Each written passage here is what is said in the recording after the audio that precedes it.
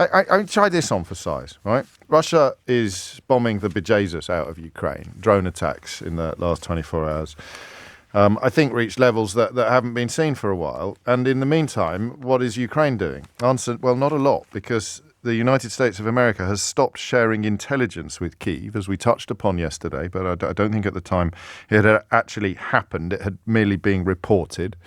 We still live in a space where some people keep telling us to ignore what Donald Trump says and focus only on what he does. Well, he's done what he said he would do. He's stopped sharing intelligence with Ukraine, which essentially, on top of the suspension of military aid, is a form of military castration. If he then agrees to come to peace talks, then the bans will be lifted. But of course, we know that the peace talks are likely to involve, as Russian media are reporting, a complete capitulation, if that's the correct word or the correct pronunciation, to Vladimir Putin. Have you any idea who Olga Skabaeva is? No? Well, you do now. She is known popularly in Russia as Putin's iron doll.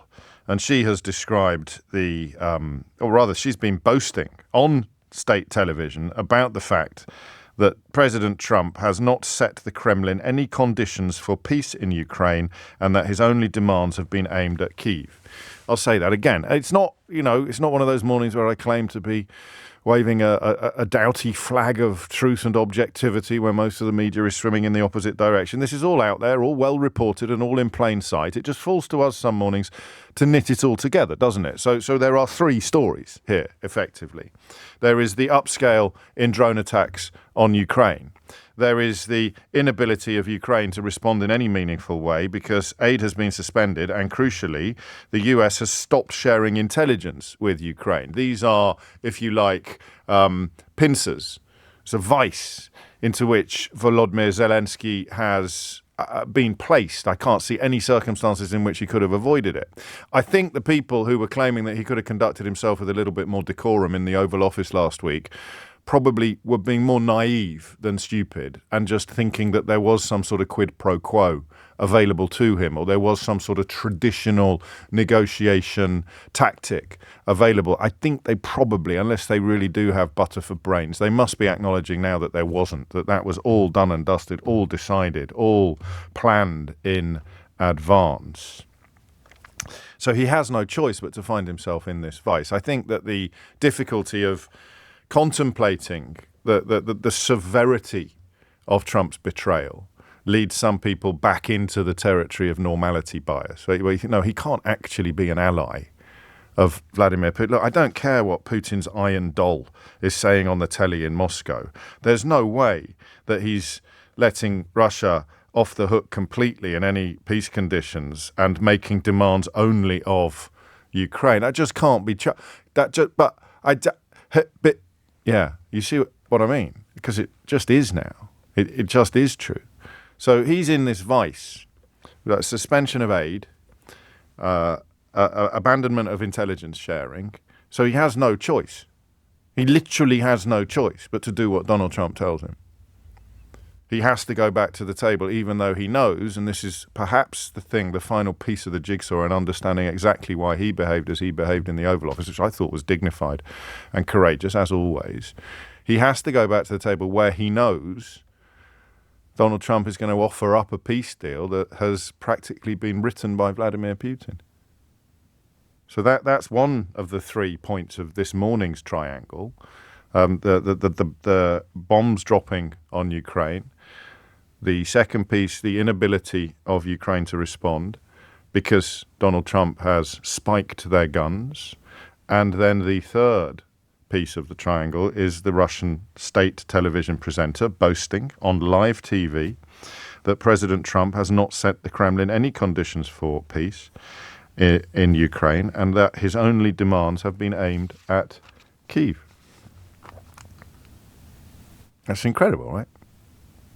And it's day 46. Incredible. Utterly unthinkable just 6 months ago. A complete abandonment of our ally.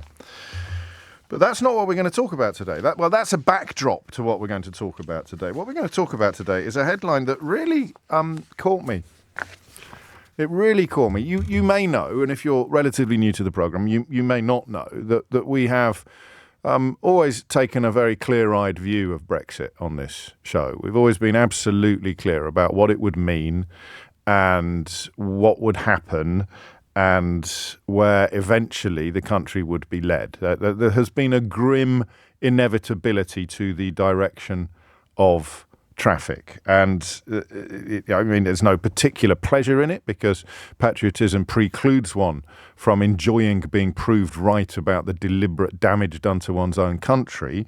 But even I get taken by surprise sometimes. And I was taken by surprise this morning when I read on the BBC website, Europe's leaders to hold Ukraine talks at turning point in history. And I thought Starmer was, well, the Irish fella will be going. So maybe Starmer and the Irish fella are Micheál Martin are hooking up together and then flying out to Brussels or Paris. I think the meeting's in Brussels today. Maybe he's doing a double meeting. Maybe he's doing a double bubble. And then I suddenly thought, no, of course he's not going. Keir Starmer won't be going because we're not in the European Union. The headline's unhelpful. It's just Europe's leaders. So Orban will be there. Viktor Orban will be there, the leader of Hungary. He will be there to effectively shill for the Kremlin. He will be there potentially to veto. Maybe nothing that comes up today, but certainly as we head towards June, he'll have the ability to veto plans to prolong the sanctions that have been placed upon the Kremlin and various Russian oligarchs.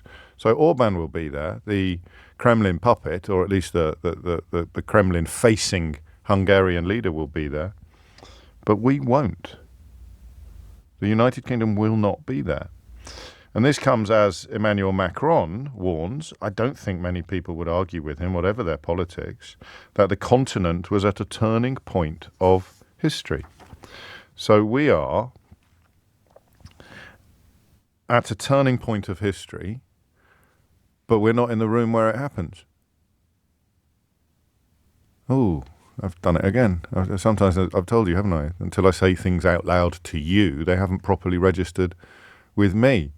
There have been moments, and don't think less of me for this, there have been moments in the last couple of weeks where I've desperately tried to persuade myself that we have a sort of advantage. A couple of people I quite admire have suggested that by being manacled to neither Europe nor America, we have a sort of post-Brexit nimbleness that we wouldn't have had otherwise. I really, really wanted to believe that. And part of me still does. But I'm afraid it deflates pretty quickly when you read that this meeting today will see discussions about how Europe, as they will call it, can further support Kyiv in the face of President Trump's various announcements. Volodymyr Zelensky has been invited to the summit.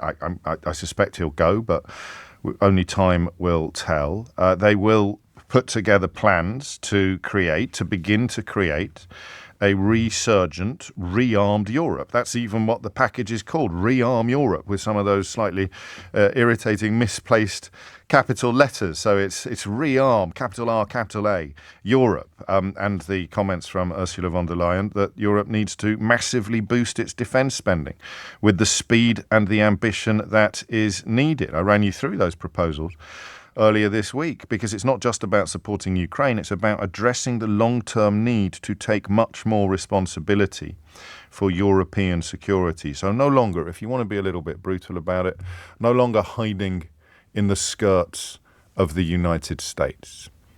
If you want to be less brutal about it, no longer relying upon the hard and soft imperial ambition of the United States to protect our interests.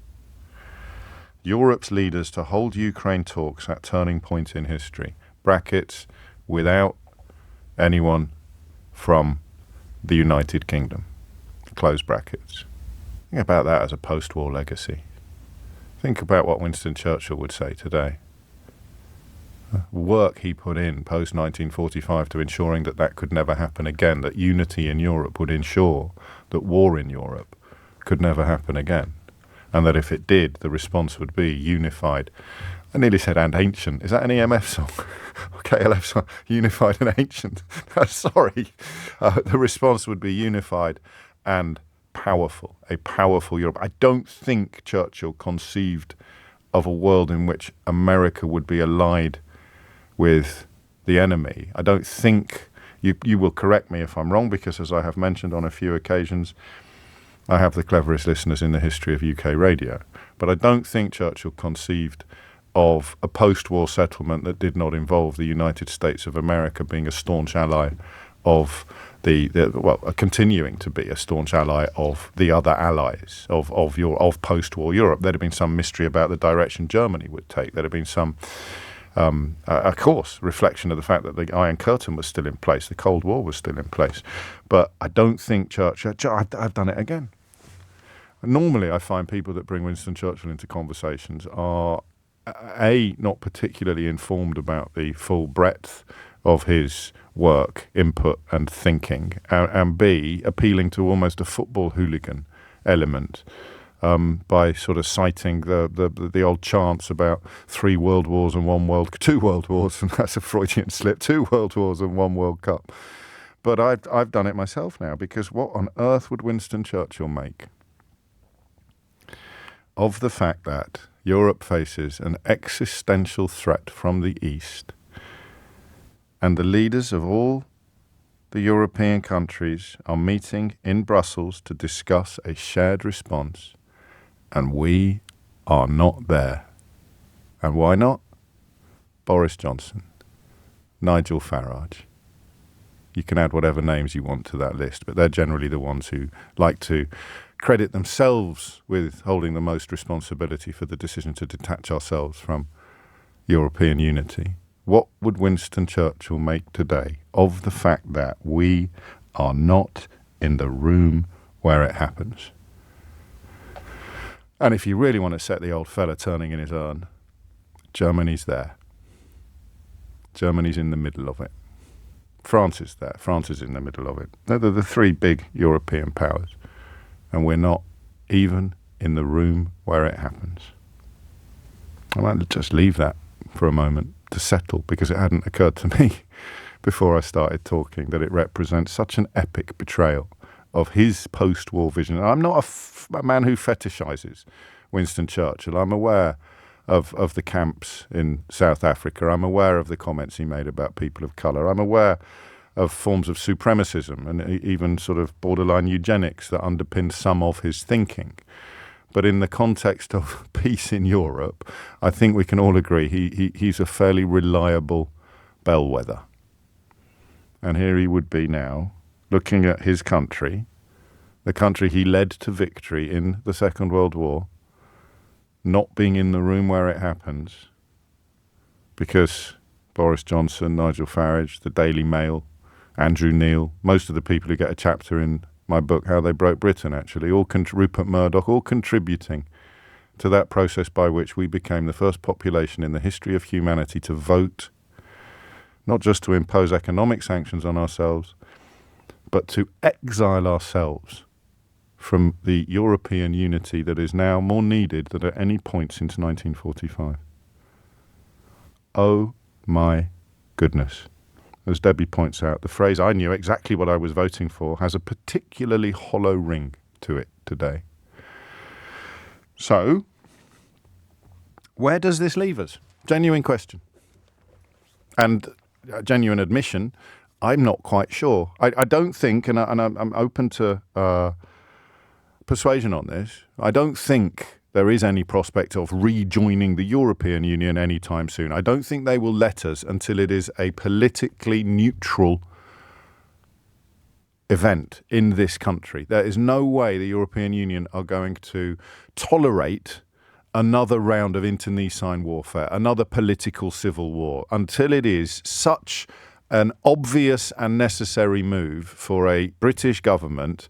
The European Union will not even begin to contemplate the prospect of letting us back in. Because look at the mess involved in getting back out again. And if you have any prospect whatsoever of a government being elected that would undo any moves back towards Europe, but of obviously the biggest move of all, a rejoining, then they're not going to contemplate it while any prospect whatsoever remains on the political table in the United Kingdom that a subsequent administration would seek to undo it. They're just not going to go there.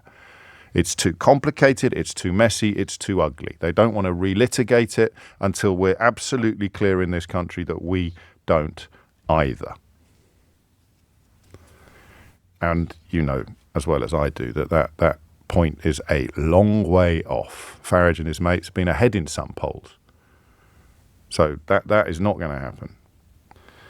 So what do we do? What does Starmer do?